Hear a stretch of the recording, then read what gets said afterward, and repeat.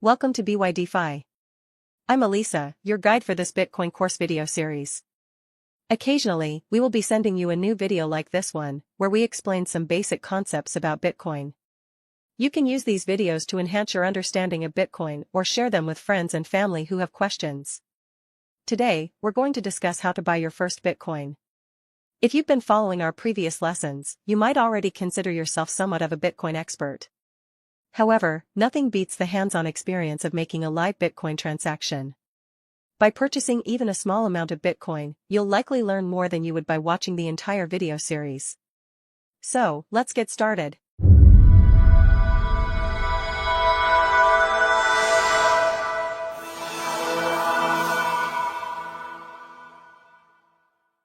Before you can buy Bitcoin, you need a wallet to store it in. If you watched our previous episode about wallets, you should be all set.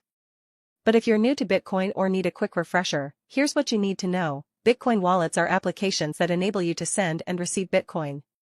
They generate a unique Bitcoin address, which serves as your personal address for receiving funds. If you're planning to buy small amounts of Bitcoin, you can use any reliable software wallet, whether it's a mobile wallet or a desktop wallet, it really doesn't matter. However, for larger amounts, it's best to use either a hardware wallet or a paper wallet. These types of wallets are not connected to the internet, which significantly reduces the risk of theft unless someone physically has your wallet in their possession. Once you've selected your wallet, open it up and copy your Bitcoin address. You'll need it for the next steps. Now that you have your Bitcoin address, ask yourself an important question: how much money are you willing to invest in Bitcoin? It's crucial to understand that Bitcoin is a highly volatile asset. Therefore, you should never buy an amount that you can't afford to lose. Take some time to think this through. If this is your first time buying Bitcoin, choose an amount that won't significantly impact your finances if the value of Bitcoin were to drop to zero. As a general guideline, we recommend not investing more than 5% of your disposable income or total wealth. Remember, you can always purchase less than a whole Bitcoin. Bitcoin can be divided into units as small as 0.000000001 BTC, known as a Satoshi, meaning you could buy half a Bitcoin, a quarter, or even 1/100th. Your investment amount will lead you to the next step, selecting an exchange. Choosing an exchange can be a daunting task, as each one has different rules, accepted payment methods, fees, and other important factors. If you prefer to conduct your own research, here are some key factors to consider when choosing an exchange. First, verify that the exchange accepts users from your country. Not all exchanges are available globally, so this is a crucial first step. Second, check the accepted payment methods. Some exchanges offer a variety of payment options, while others may only accept bank transfers. Payment methods that allow for chargebacks, like credit cards or PayPal, typically come with higher fees because sellers risk losing money if a buyer cancels the payment after receiving Bitcoin. Conversely, non-reversible payment methods, such as wire transfers, usually incur lower fees. Third, consider the fees associated with your transactions. There are 3 types of fees to keep in mind: deposit fees, transaction fees, and withdrawal fees. Each type of fee can impact the total amount of Bitcoin you ultimately receive. Fourth, look at the exchange rate. Some exchanges may have low fees, but higher exchange rates, compared to competitors. In this case, the fees are effectively hidden within the exchange rate. Fifth, understand your buying limits. These limits depend on the payment method you choose and your identity verification level. If you plan to purchase a large amount of Bitcoin, be aware that some exchanges impose low limits on transactions. Finally, investigate the exchange's reputation. Is it well regarded in the Bitcoin community? How responsive is their customer support if you encounter issues? Are there numerous complaints against the exchange? While no exchange is free from negative reviews, consider both the volume and the nature of those reviews when making your decision.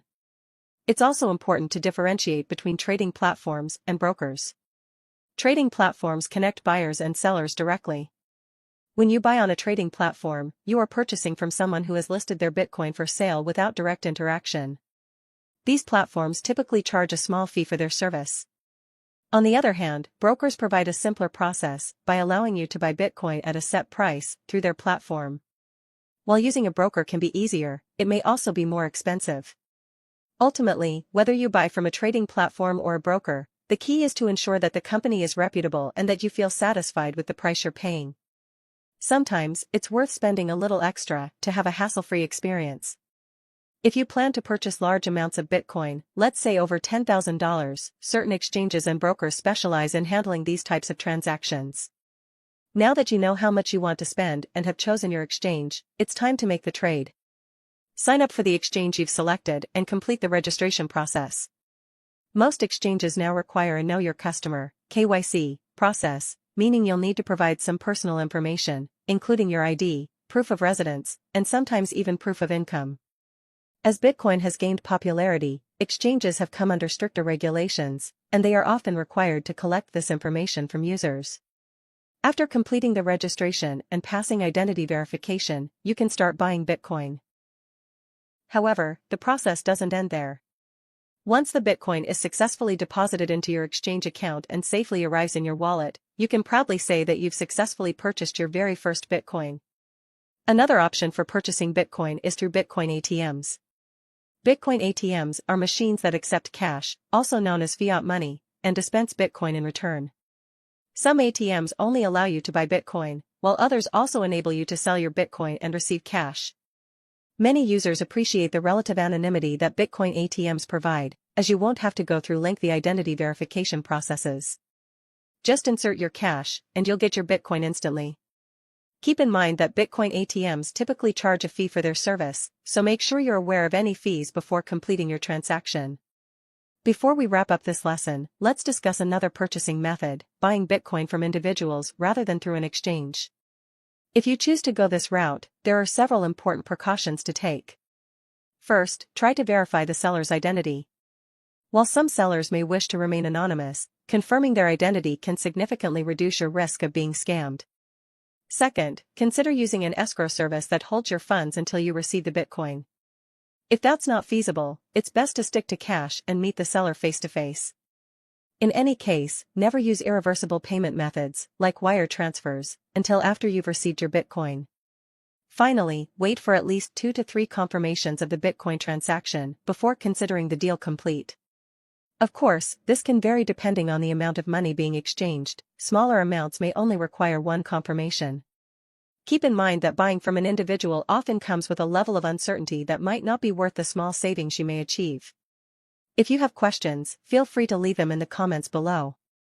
If you enjoy the content, please hit the like button and subscribe for updates on new episodes. Thank you for joining me on the Bitcoin courses of BYDFi. I'm Elisa, and I will see you soon.